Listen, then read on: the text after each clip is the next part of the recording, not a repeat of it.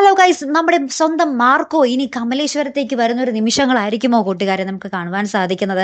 നിങ്ങളൊന്ന് ആലോചിച്ച് നോക്കിയേ. നമ്മുടെ കണ്ണനും അനന്തു കഴിഞ്ഞൊരു എപ്പിസോഡിൽ നമ്മുടെ മാർക്കോയായിട്ട് ഒന്ന് പരിചയപ്പെടുന്നുണ്ട്, ഏറ്റുമുട്ടുന്നുണ്ട്. രണ്ടും പറയേണ്ടി വരും. കാരണം നമ്മുടെ അനന്തുവിന്റെ മനസ്സിൽ നമ്മുടെ മാർക്കോ ഒരു ചെറിയൊരു സംശയക്കാരനാണ്.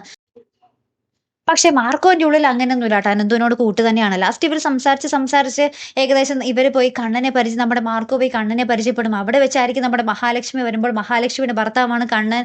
കണ്ണൻ ഇതേപോലെ അരയ്ക്ക് താഴോട്ട് ഇങ്ങനെ തളർന്ന് കിടക്കുവാണെന്ന് അവരുടെ കഥയൊക്കെ അറിയുന്നതും. അപ്പൊ നമ്മുടെ മാർക്കോ തലേദിവസം രാത്രി ആ ഗുണ്ടകൾ അവരുടെ ജനാലക്കയിൽ വന്ന് പതുങ്ങിയിരുന്ന കാര്യമൊക്കെ ഇവരോട് പറയുന്നുണ്ട്.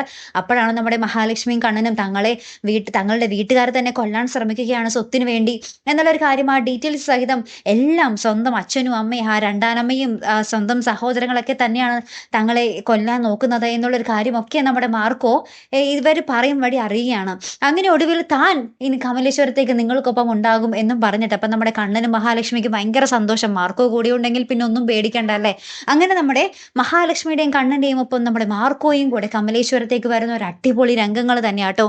പിന്നീട് നമ്മുടെ സാഗർ ഉണ്ടാർന്നത് പോലെ നമ്മുടെ മഹാലക്ഷ്മിയുടെയും കണ്ണനുമൊപ്പം എവിടെ എന്തിനു പോകാനും നമ്മുടെ മാർക്കോ ഉണ്ടാകുന്ന ഒരു രംഗങ്ങൾ തന്നെയാണ് കൂട്ടുകാരെ നമുക്ക് കാണുവാൻ സാധിക്കുന്നത്. അപ്പോൾ കാത്തിരുന്ന് തന്നെ കാണാം. അപ്പോൾ അടുത്തൊരു വീഡിയോയുമായി വരുന്നത് വരയ്ക്കും ഗുഡ് ബൈ.